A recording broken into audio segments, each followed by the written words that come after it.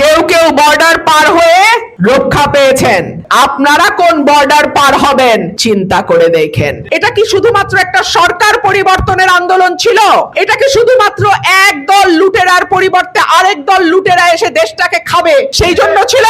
এই লড়াইটা কি ছিল যে আগের মতো দুর্নীতি চলবে, শুধু মানুষগুলো বদলায় যাবে?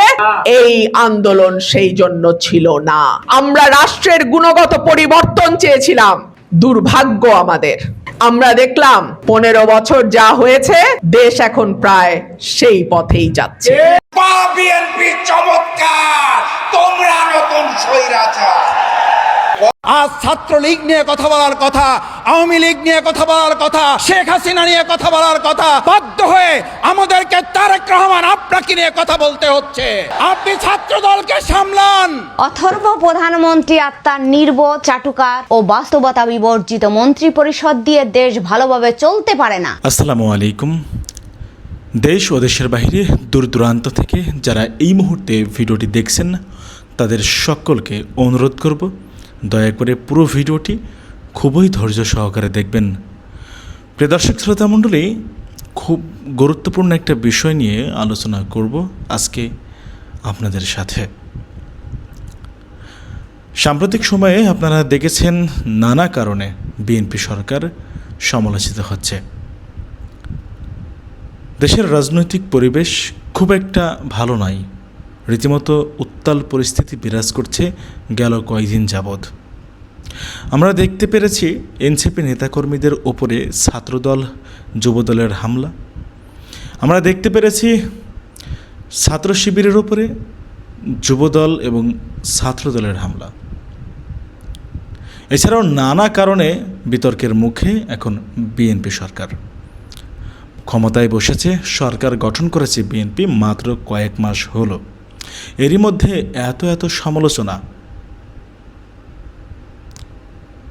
মানুষ মনে করছে এই সরকার যদি এভাবেই চলতে থাকে তাহলে হয়তো কন্টিনিউ করতে পারবে না দীর্ঘ সময়, হয়তো 5 বছরের আগেই ক্ষমতা ছাড়তে হতে পারে বিএনপি সরকারকে। আসলে কি তাই? প্রিয় দর্শক শ্রোতা মণ্ডলী, ব্যারিস্টার রুমিন ফারহানা কিছু গুরুত্বপূর্ণ কথা বলেছে। রীতিমতো বলা যায় বিএনপিকে কঠিনভাবে ধুয়ে দিয়েছে ব্যারিস্টার রুমিন ফারহানা। ব্যারিস্টার রুমিন ফারহানা তিনি বিএনপির তীব্র সমালোচনা করে তিনি বক্তব্য রেখেছে। সামাজিক যোগাযোগ মাধ্যমে সেই বক্তব্যটি এখন ব্যাপক পরিমাণে ভাইরাল। আপনারা সকলে অবগত আছেন, বিএনপি দল থেকে যখন রুমিন ফারহানাকে বহিষ্কার করা হয়, তারপর থেকেই রুমিন ফারহানা একের পর এক বিএনপির বিরুদ্ধে কথা বলছে, আমরা দেখতে পাচ্ছি। চলুন কথা না বাড়িয়ে আর দেরি না করে আমরা দেখে আসি ব্যারিস্টার রুমিন ফারহানা তিনি আসলে কি বললেন, তার বক্তব্য কি। প্রিয় দর্শক শ্রোতা মণ্ডলী, ব্যারিস্টার রুমিন ফারহানার এই বক্তব্যটি শোনার পরে আপনারা জানাবেন আপনাদের প্রতিক্রিয়া এবং মতামতটা। আমি আবার ছোট মাছ খাই না, বড় মাছ আমার খুব ভালো লাগে। হাত দিলে আপনারা যাদের আব্বা ডাকেন তাদের কারো ইজ্জত থাকবে না। কেউ কেউ বর্ডার পার হয়ে রক্ষা পেয়েছেন, আপনারা কোন বর্ডার পার হবেন চিন্তা করে দেখেন। এটা কি শুধুমাত্র একটা সরকার পরিবর্তনের আন্দোলন ছিল? এটা কি শুধুমাত্র এক দল লুটেরার পরিবর্তে আরেক দল লুটেরা এসে দেশটাকে খাবে সেই জন্য ছিল? এই লড়াইটা কি ছিল যে আগের মতো দুর্নীতি চলবে, শুধু মানুষগুলো বদলায় যাবে? এই আন্দোলন সেই জন্য ছিল না। আমরা রাষ্ট্রের গুণগত পরিবর্তন চেয়েছিলাম। আমরা চেয়েছিলাম একটা মানবিক রাষ্ট্র, যেই রাষ্ট্রে 18 কোটি মানুষ তার নাগরিকের অধিকার নিয়ে বাঁচতে পারবে। কিন্তু দুর্ভাগ্য আমাদের, আমরা দেখলাম 15 বছর যা হয়েছে, দেশ এখন প্রায় সেই পথেই যাচ্ছে। অনেকে বলে পতিত ফ্যাসিস্টকে ফিরতে দেয়া হবে না। পতিত ফ্যাসিস্টকে কেউ ফিরতে দেবে না, যদি ফেরে আপনাদের ব্যর্থতার কারণেই ফিরবে। আপনারা যখন চাঁদাবাজি করেন, ধান্দাবাজি করেন, বালুর ব্যবসা করেন, আপনারা যখন সাধারণ মানুষের ব্যবসা প্রতিষ্ঠানে গিয়ে লুটপাট করেন, আপনারা যখন কিভাবে নির্বাচনে জালিয়াতি করে আরেকবার আরেক আসন আরেকটু জায়গা জায়গা পাওয়া যায় সেই ধান্দা করেন। আপনারা যখন ক্ষমতার ভারসাম্যে আর বিশ্বাস করেন না, আপনারা যখন ভিন্ন মতকে দমন করার জন্য নোংরা কথা অবলম্বন করেন, ঠিক যেরকম শেখ হাসিনা সরকারের সময় হয়েছিল, তখন মনে রাখবেন আপনারাই কিন্তু সেই স্বৈরাচারকে বরণ করে নিয়ে আসবেন। আমি তো 15 বছর ছিলাম, কার কি ভূমিকা, কার কি কথা, কোন দলের কি, আমি সব নিজের চোখে দেখেছি। এমনও মিটিং গেছে, বলা হয়েছে সরকারের বিরুদ্ধে কিছু বলার দরকার নাই, তারা এখন বিরাট বিপ্লবী সাজে। শোনেন, ক্ষমতার চোখে চোখ রাখার সাহস খুব কম মানুষের হয়, বেশিরভাগই হলো ইন্দুরের মতো, ক্ষমতা যেই দিকে তেনারাম সেই দিকে। সব দেখা হয়েছে 15 বছর। আজকাল যারা বড় বড় বিপ্লবী সাজে, তারা কোথায় ছিল 15 বছর খুব ভালো করে জানি। রাতের অন্ধকারে কার দলের সাথে কার দলের ব্যবসা হয়েছে, কোথায় কোন লেনদেন হয়েছে, কে শান্তি মতো কাজ করে এলাকায় ঘুমাইতে পারছে, কে আওয়ামী লীগের নেতাদের সঙ্গে হাত মিলায়া রাজনীতি করছে এবং মিটিং এর সময় বলছে থাক আওয়ামী লীগের নাম নিয়ে কিছু বলার দরকার নাই, এইসব আমরাও খুব ভালো জানি। বীর সাজবেন ভালো কথা, খোঁচাখুচি করেন না।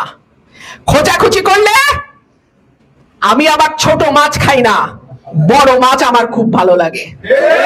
হাত দিলে আপনারা যাদের আব্বা ডাকেন তাদের কারো ইজ্জত থাকবে না।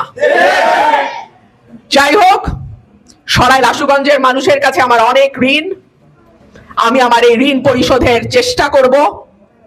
সরাইল আশুগঞ্জকে মডেল উপজেলা করবার যে ওয়াদা আমি করেছিলাম, সেই ওয়াদা পূরণে আমি সর্বোচ্চ চেষ্টা করব। আজকে এখানে সম্মানিত ইউনো মহোদয়, ওসি সাহেব উপস্থিত আছেন। আমি আপনাদের দৃষ্টি আকর্ষণ করছি, চর সোনারামপুরে বালুর ব্যবসা, এক দল গেছে আরেক দল খাচ্ছে, এবং কারা খাচ্ছে তাদের সবার ছবি, সবার নাম আশুগঞ্জের মানুষ জানে। আমি অনুরোধ করব, সরকারি দল সরকারি মত দেখবেন না, চোর চোরি সে যেই দলেরই হোক, বালু চোরি সে যেই দলেরই হোক, মাদক ব্যবসায়ী সে যেই দলেরই হোক, এবং এইসব চোর লুটেরাদের কারণে দলগুলো ডোবে, দলের সাধারণ কর্মীরা শাস্তি ভোগ করে। আমি অনুরোধ করব, দলমত দেখবেন না, অপরাধী দেখবেন, অপরাধ দেখবেন, এবং আইনের শাসন না বলে কায়েম করবেন। সেই আইনের শাসন যেন নিজ নিজ এলাকা থেকেই কায়েম শুরু হয়। মামলা বাণিজ্য নিয়ে কথা এসছে, আমি নিজে আইনজীবী, 25 বছরের প্র্যাকটিস। একই এফআইআর হুবহু একটার সঙ্গে আরেকটার কোনো অমিল নাই। আওয়ামী লীগের সরকারের সময় হয়েছে, শুধু আসামির নাম পরিবর্তন হয়েছে, অজ্ঞাতনামা 200 আসামি, 200 আসামির মধ্যে কখনো এই বিএনপির এই লোক, না হলে ওই লোক, জামাতের এই লোক, ওই লোক, এইভাবে মামলা দেওয়া হয়েছে কি হয় নাই? সেই ধারা কেন 5ই অগস্টের পরেও জারি থাকবে? আমরা পরিবর্তনের ওয়াদা করেছিলাম, আমরা না আইনের শাসন কায়েম করার কথা বলেছিলাম, আমরা না ন্যায় বিচার নিশ্চিতের কথা বলেছিলাম? তাহলে এখনো কেন এই মামলা বাণিজ্য জারি থাকে? এখনো কেন জামিনের পরে সৌনায়েস দিয়ে জেলখানার গেট থেকে আসামি ধরে নেওয়া হয়? আমি সবাইকে বলবো, 5ই অগস্ট সবার জন্যই শিক্ষা। কেউ বর্ডার পার হয়ে রক্ষা পেয়েছেন, আপনারা কোন বর্ডার পার হবেন চিন্তা করে দেখেন। ধন্যবাদ সবাইকে। বিএনপি চমৎকার, তোমরা নতুন স্বৈরাচার। গতকাল বাংলাদেশের কলেজে, বিশ্ববিদ্যালয়ে, মাদ্রাসায় ছাত্রলীগ রূপে সেই একই হেলমেট পরে যেই ছাত্র দল এসেছে, সেটাই নতুন ফ্যাসিবাদ। বা বিএনপি চমৎকার, তোমরা নতুন স্বৈরাচার।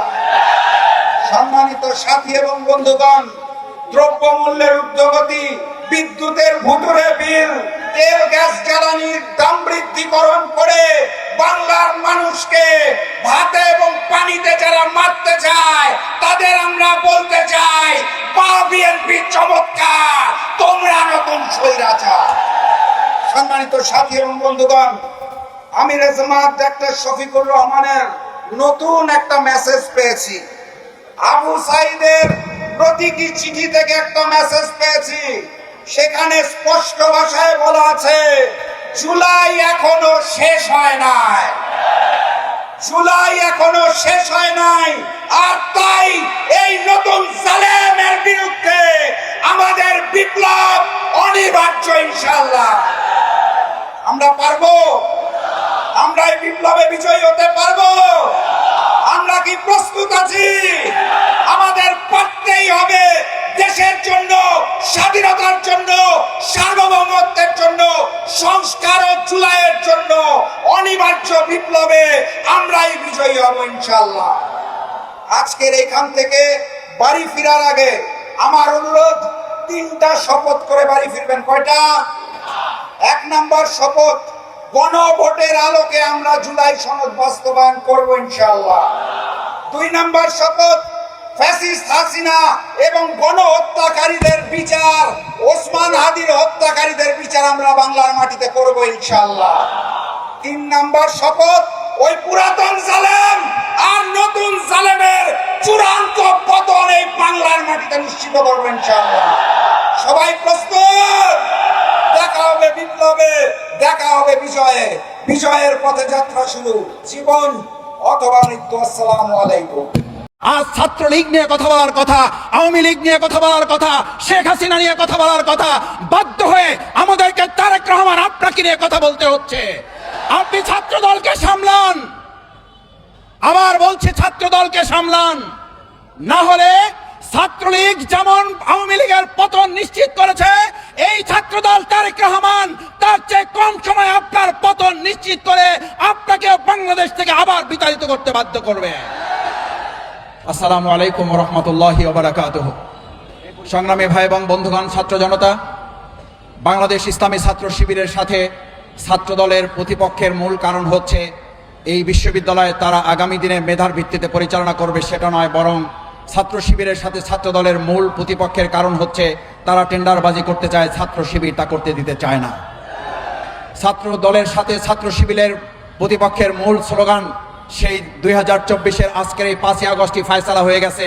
নতুন করে আপনারা আর কোনো টেন্ডারবাজি করে, চাঁদাবাজি করে ছাত্রদের মূল দখল করতে পারবেন না, কারণ সেদিনই ফয়সালা হয়ে গেছিল মেধা না কোটা। কোটার ভিত্তিতে এখন আর কোনো একটা হল তো দূরের কথা, একটা সিটও আপনাদেরকে দখল করতে দেওয়া হবে না। সংগ্রামী ভাই এবং বন্ধুগণ, ছাত্র দলের এই ক্যাম্পাস দখলের মূল পরিকল্পনা শুধুমাত্র তারা ছাত্র শিবিরকে এখান থেকে বের করে দিতে চায় তা না, তাদের মূল পরিকল্পনা হচ্ছে আবার তারা ক্যান্টিনগুলোতে ফাও খেতে খেতে আমাদের এই ক্যান্টিনগুলোকে দেউলিয়া করার পরিকল্পনা তারা বাস্তবায়ন করতে চায়। সেই জন্য আসুন, গণভোটের গণরায় বাস্তবায়নের আজকের 2024-এর 5ই আগস্ট যেদিন আমাদের বিজয় উৎসব পালন করার কথা, সেদিন ছাত্র দলের বিরুদ্ধে আজকে এখানে বক্তব্য দিতে দাঁড়াবার, এটা বাংলাদেশের জন্য লজ্জার, বিএনপির জন্য লজ্জার, প্রধানমন্ত্রী তারেক রহমান আপনার জন্য লজ্জার।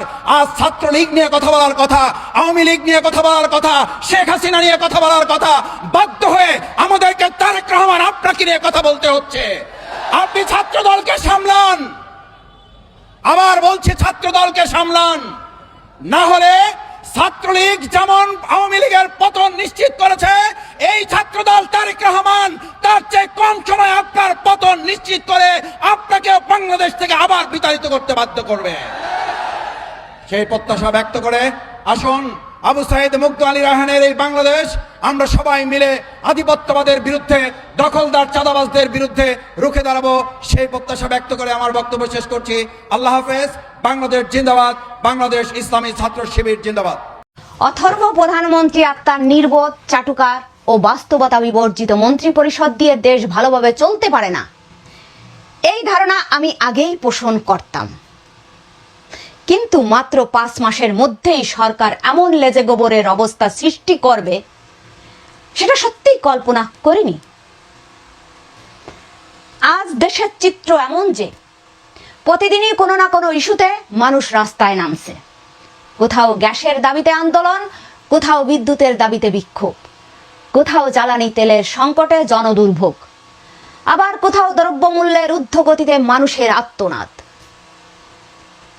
মনে হচ্ছে সরকার দেশ চালাচ্ছে না, বরং একের পরে এক সংকটের মহড়া দিচ্ছে। গ্যাস, বিদ্যুৎ ও জ্বালানি তেলের দাম বাড়িয়ে জনগণের কাঁধে অসহনীয় বোঝা চাপিয়ে দেওয়া হয়েছে। অথচ চাহিদা অনুযায়ী সরবরাহ নিশ্চিত করার কোনো সক্ষমতা নেই। গ্যাসের অভাবে মানুষ রান্না করতে পারছে না। বিদ্যুৎ না থাকায় অসহ্য গরমে ফ্যান ছাড়া রাত কাটাতে হচ্ছে। একবিংশ শতাব্দীতে দাঁড়িয়ে মানুষ যখন হাড়ি পাতিল আর হারিকেন নিয়ে রাস্তায় মিছিল করতে বাধ্য হয়, তখন সেটি শুধু সরকারের ব্যর্থতা নয়, এটি শাসনের করুণ দেউলিয়াত্বের প্রতীক।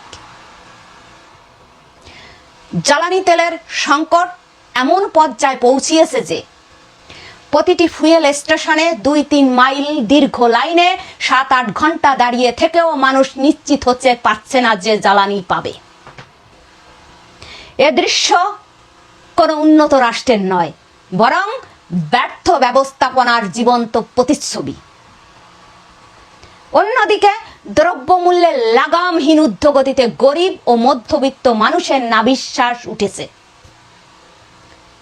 সংসারের হিসাব এখন আর খাতায় মেলে না, চোখের জলে মেলে। তার উপর ভুয়া বিদ্যুৎ বিলের নামে অতিরিক্ত টাকা আদায় যেন মানুষের ক্ষতে নতুন করে লবণ ছিটিয়ে দেওয়ার শামিল।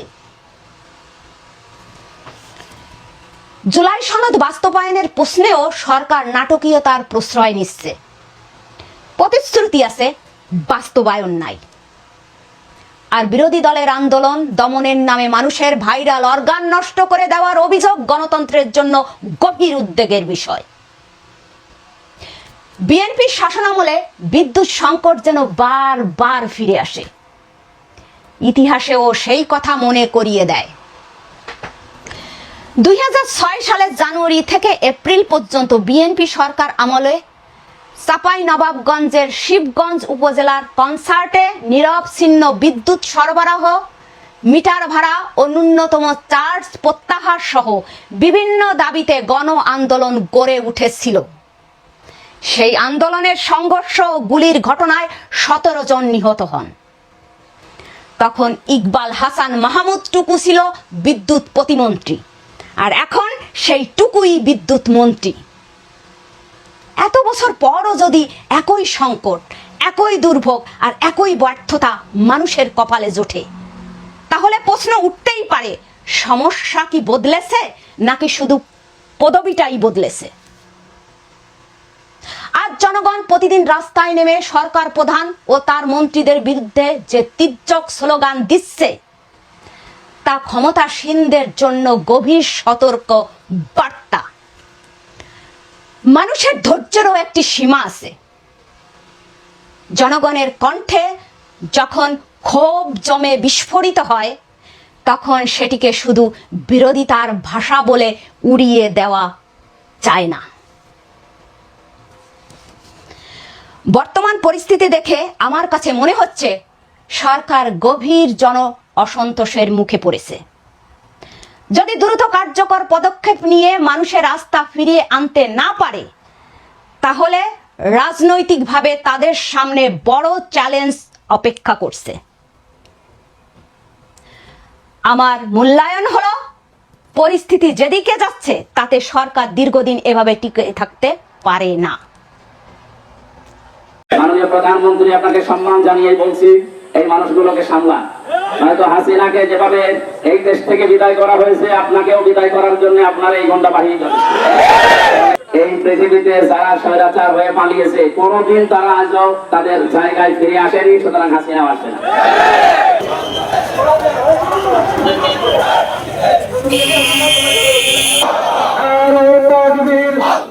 আমরা যে সমস্ত বিষয়গুলো এই 2 বছরের ভেতরে শুনতেছি, অনেক ষড়যন্ত্রের ফাঁদে অনেকে পা দিয়েছে। বাংলাদেশে এখন যারা দায়িত্বে আছেন, কোন নির্বাচনের মাধ্যমে আপনারা দায়িত্বে এসেছেন, এটা দেশ বিদেশ সবাই জানে।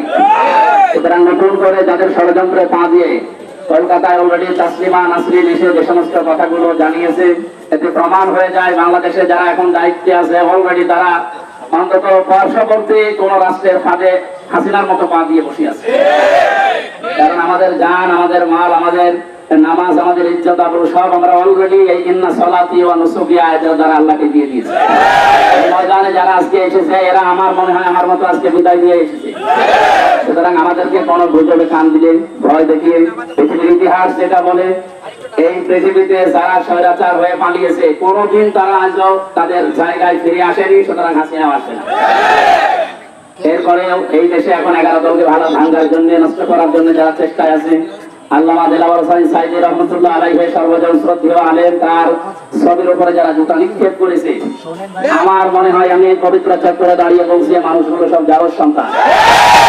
ওনাকে শুধু জামাত ইসলামীর আলেম মনে করে না, দল মত নির্বিশেষে বিশ্বের কোটি কোটি মুসলমানের অগণন হৃদয়ের স্পন্দন তিনি। সুতরাং ছাত্র দলের নাম নিয়ে হোক, যুব দলের নাম নিয়ে হোক, তার ছবিতে যারা জুতা নিক্ষেপ করেছেন অবশ্যই এর ভেতরে কোনো কালপিট প্রবেশ করেছে। মাননীয় প্রধানমন্ত্রী, আপনাকে সম্মান জানিয়ে বলছি এই মানুষগুলোকে সামলান। হয়তো হাসিনাকে যেভাবে এই দেশ থেকে বিদায় করা হয়েছে, আপনাকেও বিদায় করার জন্য আপনার এই গন্ডা বাহিনী যাবে। এদের কাজকর্মে এখন দেশের মানুষ অলরেডি অতিষ্ঠ। তারা আমাদের কুষ্টিয়ার এমপিদের নিয়ে কিছু মান অভিমানের কথা আজকে বিভিন্ন জায়গায় বলেছে। আমাদের এই সমস্ত জায়গাগুলো যে আমরা সর্বাত্মক চেষ্টা করেছি মন্ত্রণালয় পর্যন্ত, কোন কাজ জুলাই যোদ্ধাদের জন্য, জুলাই সনদের জন্যই তারা করতে দিতে চায় না। সবগুলো জায়গায় তারা চাঁদাবাজি, দখলবাজি করে অলরেডি দখল করে রেখেছে। কুষ্টিয়াকে আমরা সাজাতে যাদের হাত ধরে কাজ করব, তাদেরকে ওরা উপরে লবিং করে বিদায় করে দেয়। কুষ্টিয়ার ডিসিকে বিদায় করেছে, টিএনওকে বিদায় করেছে, হাসপাতালের ডিডিকে বিদায় করেছে। আমরা কাজ করবো কাদের দিয়ে? সুতরাং আমাদের উপরে রাগ না করে আপনাদের যে সমস্ত ভাতা, যে সমস্ত টাকা পয়সা, সম্মানগুলো আমরা রাষ্ট্র থেকে নিয়ে আসবো, একটাও তারা রাজি না, আরো আপনাদের মুছে ফেলতে চায়। আমরা আজকের এই ময়দান থেকে সরকারকে আহ্বান জানাচ্ছি, শতবুদ্ধির উদার হোক, আপনারা 5 বছর চালান, কিন্তু ভালোভাবে চালান। বাংলাদেশে এখন যদি জামাত ইসলামী সহ যারা আমরা 11 দলীয় সংসদ সদস্যরা সংসদ বয়কট করে রাজপথে আসি, 2 দিনও টিকতে পারবেন না। আপনাদের ভালোর জন্য বলছি, দেশটা যদি চালাতেই হয় ভালোভাবে চালান। জুলাই সনদ মেনে নিলে আমাদের যদি সমস্যা না থাকে, আমাদের সমস্যা কি? সুতরাং সবাইকে আহ্বান জানাচ্ছি, দেশের জন্য সব ষড়যন্ত্রে পা না দিয়ে দেশটাকে এগিয়ে নেওয়ার জন্য কাজ করেন। সেদিন 1 সাগর রক্তের বিনিময়ে বাংলাদেশকে নতুন ভাবে স্বাধীন করা হয়েছে। সেদিন এই সরকারের কোন বুলেট বাহিনী এই যোদ্ধাদেরকে থামায় রাখতে পারে না। তারা বুকের রক্ত দিয়ে বাংলাদেশকে নতুন ভাবে স্বাধীন করেছে। আমরা লক্ষ্য করেছিলাম এই যুদ্ধ যখন শুরু হয়েছিল, ছাত্রলীগ বিভিন্ন শিক্ষা প্রতিষ্ঠানে আক্রমণ করেছে, বিভিন্ন শিক্ষা প্রতিষ্ঠানে আক্রমণ করে জুলাই যোদ্ধাদেরকে আহত করেছে, কিন্তু পেদানি খেয়ে পালাতে বাধ্য হয়েছে। আপনারা লক্ষ্য করেছেন গতকাল বাংলাদেশের বিভিন্ন শিক্ষা প্রতিষ্ঠানে ছাত্রলীগকে সাথে নিয়ে ছাত্র দলের গুন্ডা বাহিনী আক্রমণ চালিয়েছে, নিরীহ ছাত্রদের উপরে নির্যাতন চালিয়েছে, কোন জায়গা পেদানি খেয়ে পালাতে হয়েছে। আমি ছাত্র দলকে সাবধান করে দিয়ে বলতেছি, শিবির হচ্ছে মৌচাক, আর মৌচাকে ঢেল দেওয়ার চেষ্টা করবেন না। হাসিনার চাইতে অনেক আগেই বাংলাদেশ থেকে পালাতে হবে। আপনারা রেডি আছেন তো? ছাত্র দলের গুন্ডামিকে ভয় পান নাকি? আমি এই দেশের তৌহিদি জনতাকে বলবো যে যখন বিদায়ের ঘন্টা বাজে, তখন তারা জনগণের উপর নির্যাতন তত বেশি করে। এই সরকার তাদের নিজেদের বিদায় ঘন্টা নিজেরা বাজাতে শুরু করেছে। শেখ হাসিনার পাশে আরেকটা রুম ভাড়া করার আমরা অনুরোধ জানাবো। বাংলাদেশের জনগণের উপরে কোন রকম নির্যাতন বরদাস্ত করা হবে না। প্রিয় দর্শক শ্রোতা মণ্ডলী, আপনারা দেখতে পারলেন ব্যারিস্টার রুমিন ফারানা কি বলেছেন। ব্যারিস্টার রুমিন ফারানা যথাযোগ্য কথা বলেছেন, তিনি সঠিক কথা বলেছেন। অনেক দিন পর আজকে অন্তর থেকে ধন্যবাদ জানাচ্ছি ব্যারিস্টার রুমিন ফারানাকে। তার সবসময় এই নির্ভীক কথা বলার জন্য তাকে পছন্দ করতাম, কিন্তু মাঝখানে বেশ কিছু কারণে বিতর্কিত হয়েছিলেন তিনি। তবে যাই হোক, ব্যারিস্টার রুমিন ফারানার সাহস আছে বলতেই হয়। প্রিয় দর্শক শ্রোতামণ্ডলী, এরকম সত্য কথা সবসময় বলে যাবে ব্যারিস্টার রুমিন ফারানা, আশা করছি। আপনারা জানাবেন আপনাদের ব্যক্তিগত অভিব্যক্তিরা। অনেক সুন্দর, সত্য ও অনেক মূল্যবান কথা বলেছেন আজকে ব্যারিস্টার রুমিন ফারানা। অতীতের থেকেও বেশি খারাপ অবস্থা হবে ভবিষ্যতে, আমরা দেখতে পাচ্ছি সেটি। ব্যারিস্টার রুমিন ফারানা বলেছে, এক দলের হাত থেকে ক্ষমতা নিয়ে আরেক দলকে ক্ষমতার চেয়ারে বসানোর জন্য মানুষ এই বিপ্লব ঘটায়নি। দেশের রাষ্ট্র কাঠামো পরিবর্তন করতে হবে, এই যথারীতি গতানুগতিক এই রাজনৈতিক ধারা, এই দৃশ্যপট প্রেক্ষাপট পরিবর্তন করতে হবে। সুষ্ঠু ধারার রাজনৈতিক পরিবেশ বাস্তবায়ন করতে হবে। ব্যারিস্টার রুমিন ফারহানার আজকের দেওয়া এই বক্তব্যগুলো কেমন লেগেছে আপনাদের কাছে, অবশ্যই সেটি কমেন্টে উল্লেখ করে জানাবেন আপনারা কি বলতে চান। চ্যানেলে নতুন হয়ে থাকলে অনুরোধ করব চ্যানেলটি সাবস্ক্রাইব করে পাশে থাকা বেল বাটনটি ক্লিক করে রাখবেন পরবর্তী সমস্ত আপডেট সকলের আগে সবার আগে পাওয়ার জন্য। আল্লাহ হাফেজ।